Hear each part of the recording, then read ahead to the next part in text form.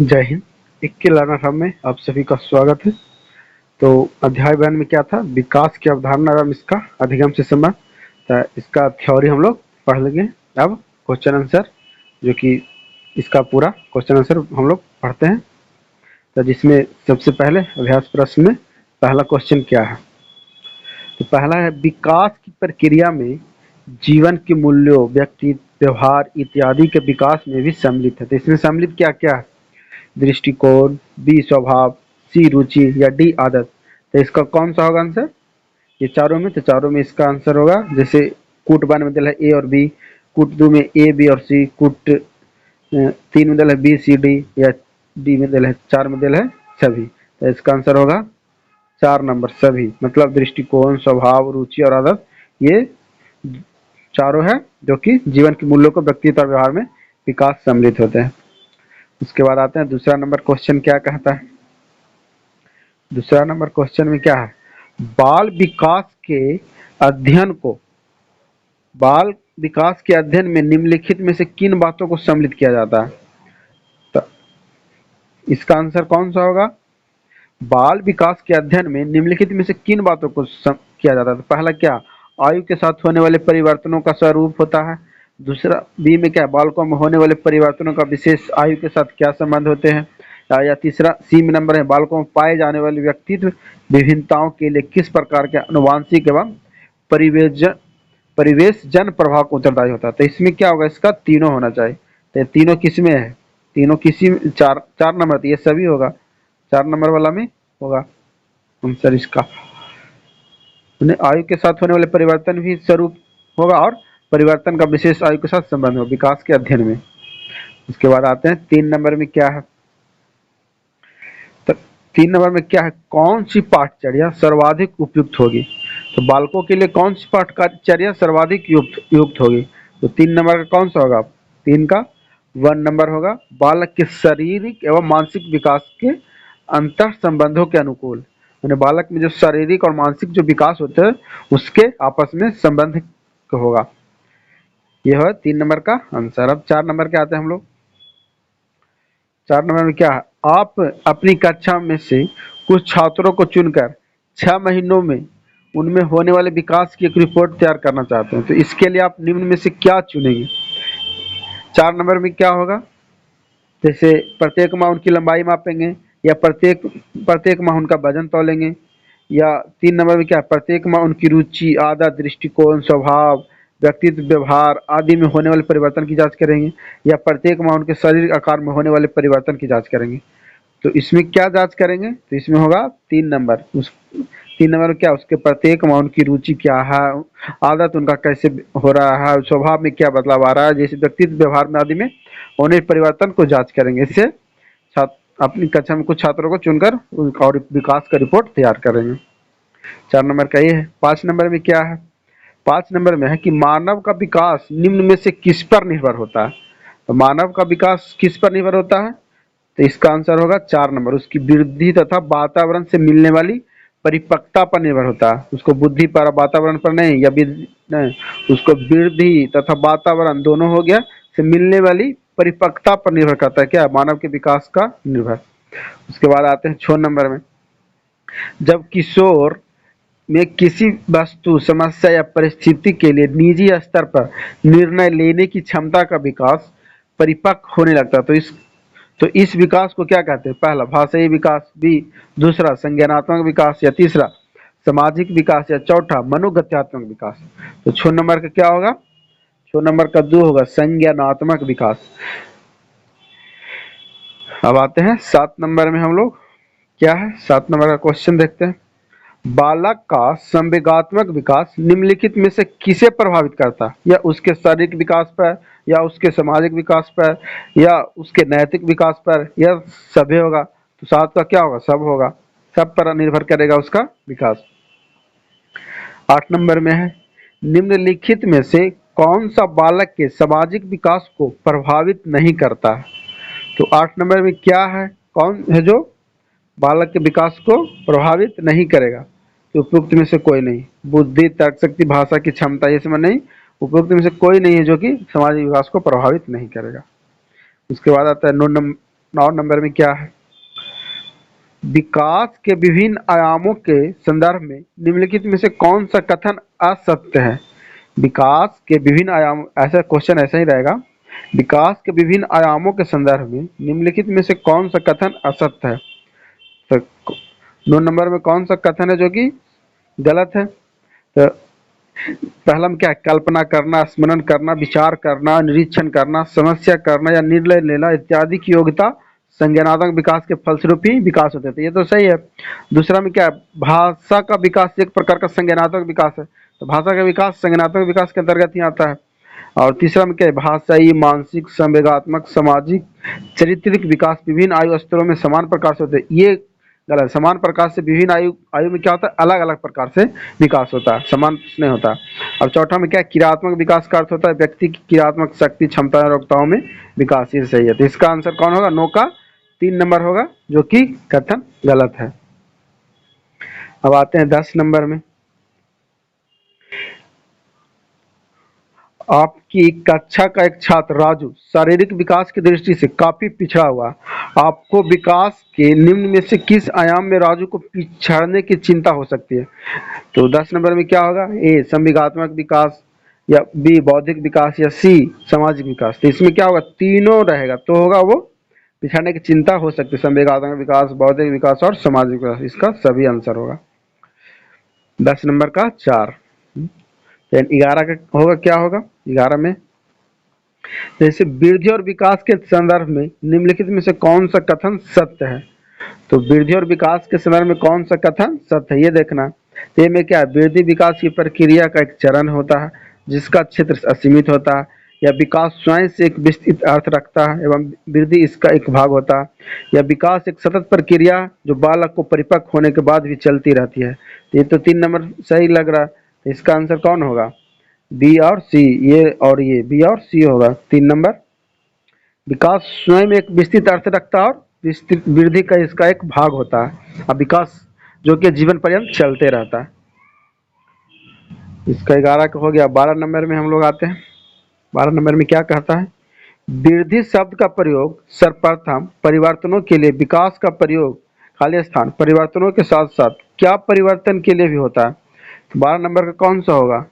12 का परिणात्मक, परिणात्मक और व्यवहारिक। जैसे वृद्धि शब्द का प्रयोग परिणात्मक परिवर्तनों के साथ के लिए, विकास का प्रयोग परिणात्मक परिवर्तन के साथ साथ व्यवहारिक परिवर्तन भी होते रहता है। ये था 12 नंबर का।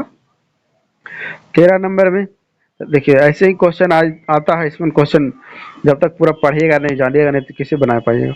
तो कथन ए में क्या दिया हुआ है? 13 नंबर में कथन ए में दिया हुआ है क्या? ए में शैशवा काल अवस्था में बालक का शारीरिक और मानसिक विकास तीव्रता तीव्रता से होती है, और इसका कारण दिया है इस अवस्था में संवेगात्मक विकास होता है तथा सीखने की गति धीमी होती है। तो 13 नंबर का कौन सा होना चाहिए? इसका कथन ए सही है, और आर क्या है? संवेगात्मक विकास होता है, सीखने की गति धीमी होती है। सीखने की गति धीमी धीमी क्यों होगा? शैशवावस्था काल में बालक का शरीर का मानसिक विकास तो तीव्र गति से होता है, लेकिन इस अवस्था में संवेगात्मक विकास होता है, वो भी होता है, लेकिन सीखने की गति धीमी नहीं होती है। ये तो इसका आंसर कौन सा होगा? 3 नंबर होगा। कथन ए सही है तथा कारण आर गलत है। ये गलत है। अब है 14 नंबर में। 14 नंबर में क्या कह रहा है? सभी बच्चों का स्वास्थ्य, शारीरिक विकास सभी प्रकार के विकास की पहली शर्त है। इसके लिए किन मूल आवश्यकताओं पर ध्यान देना चाहिए? पहला पौष्टिक आहार, या बी में शारीरिक व्यायाम, या सी में मनोवैज्ञानिक सामाजिक आवश्यकताएं। तो इस 14 नंबर में कौन होगा सही? या फिर जैसे सही बच्चों को स्वस्थ शरीर के लिए क्या होना चाहिए? पौष्टिक आहार होना ही चाहिए, शारीरिक बीमार व्यायाम भी होना चाहिए, और मनोवैज्ञानिक सामाजिक आवश्यकताएं भी जरूरी है। तो इसका सभी होगा 14 का 4। फिर आते हैं 15 नंबर में क्या है बोल रहा है? 15 नंबर में शिक्षण की विभिन्न विधियों के प्रयोग के लिए कौन सी अवस्था सर्वाधिक उपयुक्त है? शिक्षण के लिए कौन सी अवस्था सर्वाधिक उपयुक्त है? तो इसका होगा पहला में होगा बाल्यावस्था, जो कि शिक्षा के लिए सर्वाधिक उपयुक्त है। किशोरावस्था में तो परिपक्व हो जाता है, तो वहाँ तो अपने सीखना चालू होता है। स्टार्ट होता है बाल्यावस्था से ही पढ़ना, और शैशवावस्था में तो अभी नहीं जानता। फिर 16 में क्या है? इस अवस्था में बालकों में नई खोज करने की और घूमने की प्रवृत्ति बहुत अधिक बढ़ जाती है। तो कौन सी अवस्था में बालकों को, तो ये होगा उत्तर बाल्यावस्था में क्या होता है, बालकों में नई खोज करने और घूमने की प्रवृत्ति अधिक हो जाती है। ये हम लोग थ्योरी में पढ़ लिए थे। उसके बाद है 17 नंबर, किशोरों की सबसे नाजुक एवं संवेदनशील समस्या क्या होती है। 17 में क्या कह रहा है, किशोरों की सबसे नाजुक एवं संवेदनशील समस्या क्या होती है। तो संवेदनशील समस्या क्या होती है, समायोजन संबंधी समस्या, जो कि 17 के समायोजन से होता है, या प्रश्नाभ्यास संबंधी समस्या, या व्यवसाय संबंधी समस्या। ये कौन होगा इसका, तो इसका होगा 17 का, कौन सा होगा, 17 का होगा 2 में, यौन संबंधी समस्या क्या है, नाजुक और संवेदनशील समस्या होती है, ये होना चाहिए आंसर। उसके बाद है 18 में, मानव विकास किस अवस्था के बाद व्यक्ति परिपक्व हो जाता है। तो किस अवस्था के बाद, तो किशोरावस्था के बाद व्यक्ति क्या होता है, परिपक्व हो जाता है, उसके बाद अपना जिम्मेदारी लेना चालू हो जाता है। उसके बाद है 19 नंबर में, 19 नंबर में क्या है, अधिगम एक कैसी प्रक्रिया है। अधिगम एक कैसी प्रक्रिया, जटिल प्रक्रिया है, आधुनिक प्रक्रिया है, सार्वभौमिक प्रक्रिया, या डी अनुकूल प्रक्रिया। तो इसमें तो अनुभव, तो अधिगम एक जटिल तो प्रक्रिया है, एक सार्वभौमिक प्रक्रिया और एक अनुकूल प्रक्रिया, आधुनिक प्रक्रिया नहीं है। तो ये 4 नंबर में होगा, ए सी डी। उसके बाद है 20 नंबर में आते हैं। 20 नंबर में क्या है, क्वेश्चन देखिए। तो 20 नंबर का क्वेश्चन क्या है, जिसके द्वारा बालकों में उन सिद्धांतों का विकास होता है जो बालकों को प्राकृतिक व सामाजिक दुनिया के बारे में समझ विकसित करने के योग बनाते हैं, यह कथन किसके बीच स्थापित करता है। तो ये होगा विकास और अधिगम के बीच स्थापित करेगा। जैसे जो बालक और सिद्धांत पर विकास होता है, उनको बालकों को प्राकृतिक सामाजिक दुनिया के बारे में समझ विकसित करने के योग बनाता है। तो यह कथन किसके बीच स्थापित करता है, विकास और अधिगम के बीच। अब लोग कुछ क्वेश्चन देख लेते हैं जो कि पिछले साल कुछ कुछ पूछा गया, 2011 से लेकर 2022 तक में जो जो क्वेश्चन पूछा गया उसके बारे में हम लोग पढ़ लेते हैं, कैसा क्वेश्चन था। जो विकास की अवधारणा में इसमें जो क्वेश्चन पूछा है उसमें सबसे पहले 21 नंबर में आते हैं, क्या, निम्नलिखित में से किस अवस्था में बच्चे अपने समवयस्क समूह के सक्रिय सदस्य हो जाते हैं। सक्रिय सदस्य किस अवस्था में हो जाते हैं, किशोरावस्था में। उसके बाद है 22 नंबर में क्या है, मानव विकास को निम्न क्षेत्रों में विभाजित किया जाता है जो है। तो मानव विकास को किन किन क्षेत्रों में विभाजित किया जाता है, शारीरिक, संज्ञानात्मक, संवेगात्मक और सामाजिक विकास में क्षेत्र में बांटा जाता है। उसके बाद है 23 नंबर में, यह कि 2013 में पूछा था इसी से, भाषा विकास में सहयोग करने का कौन सा तरीका गलत है। तो भाषा विकास में कौन सहयोग करने का कौन सा तरीका गलत है, उस 23 का होगा 23 नंबर का 2, उसकी अपनी भाषा के प्रयोग को अमान्य करना, ये सहयोग करने में सबसे गलत है। उसके बाद है 24 नंबर में, मानव विकास है तो मानव विकास कैसा है, मात्रात्मक, गुणात्मक, या कुछ सीमा तक अमान अमापनीय, या 1 और 2 दोनों। तो इसका 24 नंबर का क्या होगा, 24 का होगा मात्रात्मक और गुणात्मक दोनों। मानव विकास मात्रात्मक और गुणात्मक दोनों तरह से होता है। 25 नंबर में क्या आ रहा है जो देखते हैं, निम्नलिखित में से कौन प्रारंभिक बाल्यावस्था अवधि के दौरान उन भूमिकाओं एवं व्यवहारों के बारे में जानकारी प्रदान करते हैं जो एक समूह में स्वीकार्य है।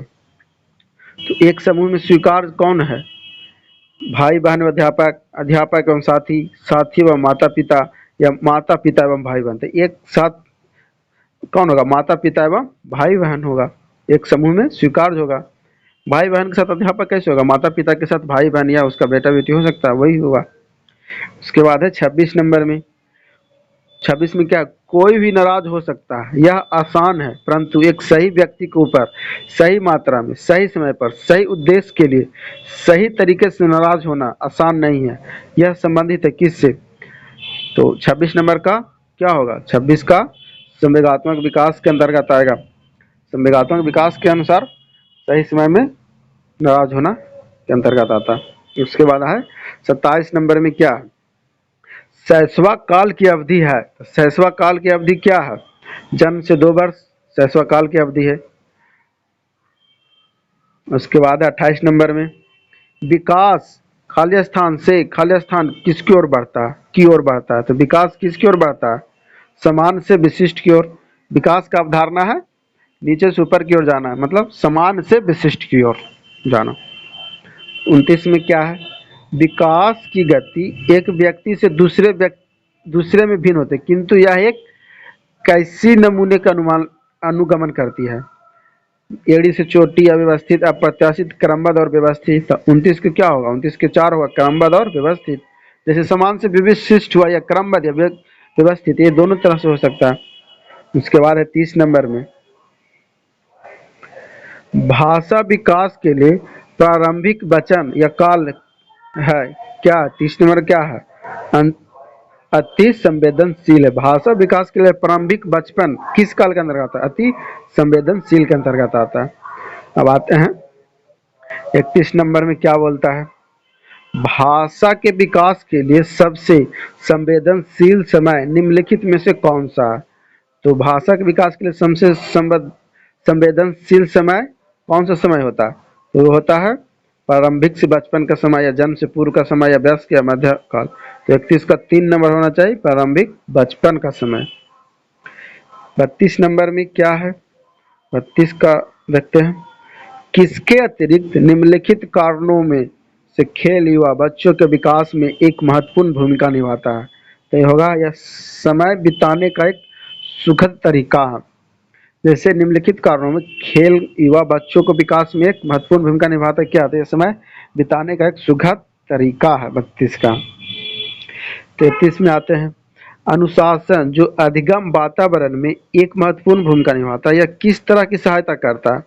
तो किस तरह की सहायता करता है? बच्चों को अपनी शिक्षा की विनियमित और मॉनिटर करने के लिए होता है। तो क्या कहता है? अनुशासन क्या है? तो अनुशासन क्या है? बच्चों को अपनी शिक्षा को विनियमित और मॉनिटर करने के लिए बारे में सिखाता है। उसके बाद है 34 में, वह अवधि जो व्यस्तता के संक्रमण की पहल करते हैं उसे क्या कहते हैं? तो इसको कहते हैं किशोरावस्था। वह अवधि जो व्यस्तता के संक्रमण को पहल कर उसे कहते हैं किशोरावस्था। 34 का 2 नंबर। 35 नंबर में क्या है? संरचनात्मक दृष्टि के अनुसार अधिगम क्या है? संरचनात्मक दृष्टि के अनुसार अधिगम क्या? एक सक्रिय और सामाजिक प्रक्रिया है अधिगम। 36 में क्या है? निम्नलिखित अवधि में से किसमें शारीरिक वृद्धि एवं विकास तीव्र गति से घटित होता है?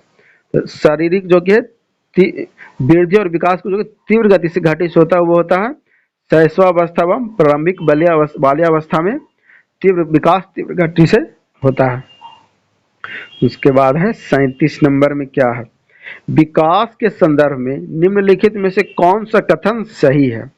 तो विकास के संदर्भ, विकास एक बहुआयामी होता है, इसका ही कथन सही है। 37 का 2, विकास बहुआयामी होता है। फिर 38 में है क्या? विकास की किस अवस्था में बच्चे कल्पनाशीलता वाले खेल में सक्रिय रूप से भाग लेते हैं? तो किस अवस्था में? प्रारंभिक बाल्यावस्था में क्या है? सक्रिय रूप से खेल में भाग लेते हैं, वह विकास की अवस्था हुआ। फिर है 39 में क्या है? 2 वर्ष से 6 वर्ष की अवधि को क्या कहा जाता है? तो 2 वर्ष से 6 वर्ष की अवधि को क्या कहा जाता है? प्रारंभिक बचपन या प्रारंभिक बाल्यावस्था कहा जाता है 2 वर्ष से 6 वर्ष के लिए। उसके बाद है 40 नंबर में, बच्चे किस तरह सीखते हैं? सुनकर, पढ़कर, देखकर या क्रिया कर कर? तो 40 का तो होना चाहिए सभी, सुनकर, पढ़कर भी, सुनकर भी, देखकर भी और क्रिया करके। तो ये होगा 4 नंबर में क्या है? ए बी सी और डी, ये आंसर होगा 40 का।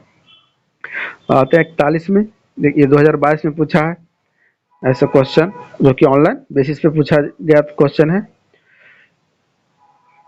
इनमें से कौन सा बच्चा मध्य बाल्यावस्था में होगा? तो मध्य बाल्यावस्था में क्या होगा? जैसे एक बच्चा जिसने नियमों के अर्थ की समझ विकसित कर लिया और तर्क कर सकता है, तो ये होगा मध्य बाल्यावस्था में क्या? तर्क करने की शक्ति सीख जाता है धीरे धीरे, वही है मध्य बाल्यावस्था। उसके बाद है 42 नंबर में, 42 में क्या? कथन ए में क्या है? कथन ए में, वह बच्चे जो उच्च आय वाले परिवार से हैं उन बच्चों को अपना दिन बहुत अलग बिताते हैं। तो निम्न आय वाले परिवार से क्या होगा? निम्न परिवार वाले से हैं, और तर्क में क्या है, बचपन की संकल्पना सार्वभौमिक नहीं है, बचपन में बहुत विविधताएं होती है। तो ए और दोनों सही और एक ही सही व्याख्या, ये दोनों तीनों सही।